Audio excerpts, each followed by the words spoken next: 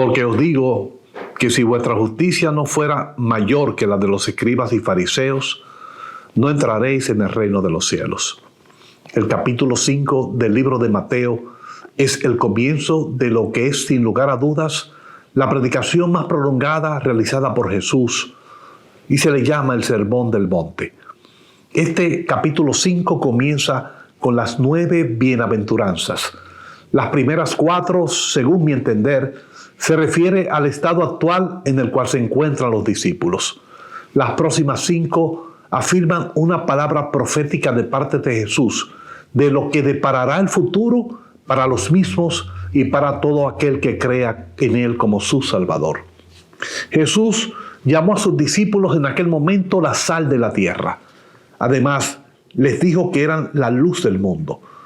Es justamente después de Jesús producir esos elogios y elevar el pensamiento de esos hombres de la tierra de Palestina cuando pronuncia algo que pudiera ser paradójico. Afirma que no llegó a este mundo para abrogar la ley, sino para cumplirla. Ninguna pequeña letra que pertenezca a la ley del Antiguo Testamento sería quebrantada. Indica que todo aquel que viole la ley será el más pequeño y que será todo aquel que la cumpla el más grande en el reino de los cielos. Esto es lo que nos lleva al versículo 20 de este capítulo 5 del libro de Mateo. Jesús afirma a sus discípulos que la única manera sobre la cual ellos pudieran entrar en el reino de los cielos es si aplican una justicia mayor que la de los escribas y que la de los fariseos. Buenos días a la amada familia de Dios. Que la paz y la gracia de Dios estén con ustedes en este domingo 15 de septiembre del año 2024. Maravilloso día del Señor para alabar su santo nombre. Que nuestra oración en esta mañana sea escuchada en los cielos, dando gracias al Padre por ser nuestro descanso y escudo firme en nuestro día a día. Muéstranos, Señor, cómo vivir en humildad de corazón. Llena nuestro pensamiento de una conciencia que necesite de una justicia mayor anclada en la esperanza de tu Hijo Jesús. A ti sea la honra y la gloria por los siglos. Oramos en el nombre poderoso de Jesús. Amén, amén y amén. Cuando hablé de paradoja hace unos momentos, es debido a que en este mismo libro de Mateo encontramos que en varias ocasiones Jesús violaba reglas y normas de la interpretación de la ley que ofrecían los escribas. Él permitió que sus discípulos recogieran espigas durante el día de reposo. Y no solamente eso, Él curó y sanó personas durante ese día respetado por los judíos. Mi pregunta sería, ¿qué pasaría por la mente de los discípulos, los cuales escucharon a Jesús decir que no había venido para abrogar la ley, pero que a la vez trabajaba durante el día de reposo? ¿Qué había sucedido para que este nazareno comenzara a reestructurar el sistema religioso que por años se había establecido dentro del judaísmo? Para poder entender este principio de redefinición de Jesús, debemos de ir y entender qué significaba la ley para el pueblo de Israel. En primer lugar, se podía referir la ley a los 10 mandamientos. En segundo lugar, se atribuía a la Torá, que consiste en los primeros 5 libros de la Biblia. En tercer lugar, se entendía que la ley eran los primeros 5 libros de la Biblia y los escritos proféticos. Y en cuarto y último lugar, la ley se trataba de las reglas y normas orales dadas por los escribas y oficializadas por los fariseos. Esta última era lo que normalmente se aplicaba en la vida de todo el pueblo judío en aquel momento cuando llegó Jesús a Palestina. En este pasaje Jesús establece 2 principios básicos que deben ser de enseñanza para nosotros. El primero, el abrazar la ley en sí misma no significaba que esto nos convierta a nosotros en sus discípulos. Y en segundo lugar, el creer que somos sus seguidores, pero sin cumplir la ley, tampoco implica que seamos sus discípulos. Jesús mismo obedece la ley, Por lo tanto, los discípulos que estaban y estamos unidos a Él, la tenemos que obedecer. Pero Él no se estaba refiriendo a la ley y las normas de los escribas y de los fariseos. Él se estaba refiriendo a la ley del antiguo pacto.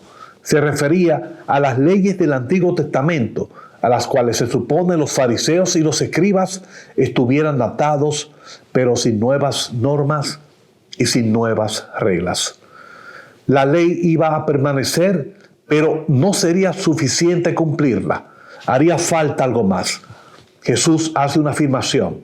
Debería haber una mejor justicia que la de los escribas y fariseos en el corazón de aquellos que fueran sus seguidores. La pregunta sería, ¿cómo lograr una mejor o mayor justicia y de esta manera entrar en el reino de los cielos y ser considerados como grandes? La respuesta la tiene el mismo Jesús. Exige a sus discípulos lo siguiente: si yo vine a cumplir la ley del antiguo pacto, este debe ser el requisito básico para todo aquel que quiera seguirme. Él se encuentra unido a la ley y esto revela su unidad con la voluntad de Dios, con la Torá y con los profetas.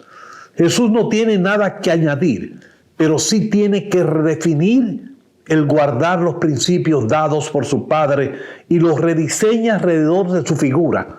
Por lo tanto, al cumplir la ley, hará todo lo que ésta exige. Tendrá que sufrir la muerte porque solo Él entiende de manera perfecta el plan trazado por su Padre. Él conoce el camino a la cruz. Los líderes religiosos olvidaron la palabra profética con relación al Mesías esperado. Olvidaron que la ley por sí misma no es Dios y en su pensamiento consideraron que la ley podía reemplazar a Dios, lo cual había sido el pecado de todo el pueblo de Israel. Ellos habían legalizado a Dios en sus normas y en sus reglas. Jesús fue el único hombre que realmente cumplió con todas las exigencias de la ley y por tanto, Él era el único que estaba en la posición de enseñar la misma y su cumplimiento de manera correcta. Lo triste es que Jesús sufrió por causa de la enseñanza verdadera de la ley de manos de quienes abogaban por una enseñanza falsa de la misma.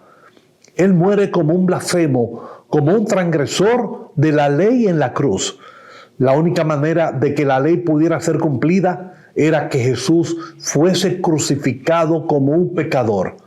Él mismo, como el crucificado, es el cumplimiento perfecto de la ley y por tanto es el único que puede ser el mediador entre sus discípulos y la ley. Por lo tanto, la respuesta final de cómo se puede tener una justicia mayor es cuando podemos encontrar el camino a la ley mediante la cruz de Cristo. Termino el mensaje de hoy con lo siguiente. No es la ley por sí misma lo que distingue al discípulo de Jesús con los judíos. La distinción está en obtener una mejor y una mayor justicia.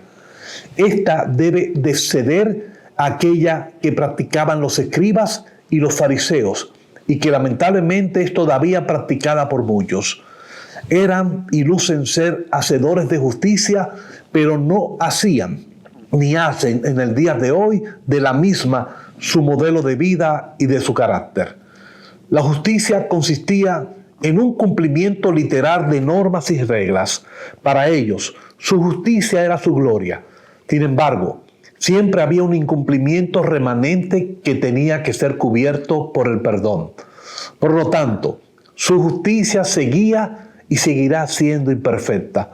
La superioridad de la justicia del discípulo se basa en lo siguiente: entre nosotros y la ley está el Cristo, el cual ha guardado plenamente la misma. El cristiano se encuentra en una posición única, privilegiada, que aún el mismo Moisés no pudo lograr debido a que vivió en una dispensación de la ley incumplida en su totalidad. Antes de que cualquiera de nosotros comenzáramos a obedecer la ley, Su demanda fue ya obedecida y cumplida y satisfecha en la cruz. La mejor y mayor justicia del discípulo que nos pide Jesús es la propia justicia del Rey de Reyes.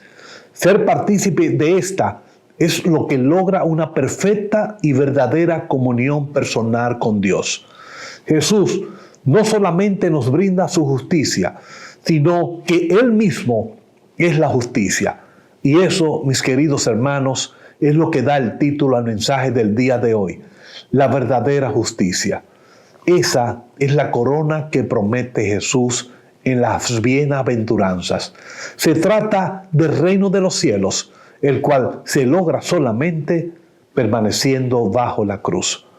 Esa es la justicia que se le dará a los de pobres de espíritu, a todo aquel que llora, a los mansos, a los que tienen hambre y sed de justicia, para de esta manera poder ser misericordiosos, limpios de corazón, pacificadores, y aún así, siendo perseguidos y burlados, desarrollen en su totalidad el elogio de parte de Jesús de ser la sal de la tierra y la luz del mundo. Que el Señor los continúe bendiciendo, hermanos.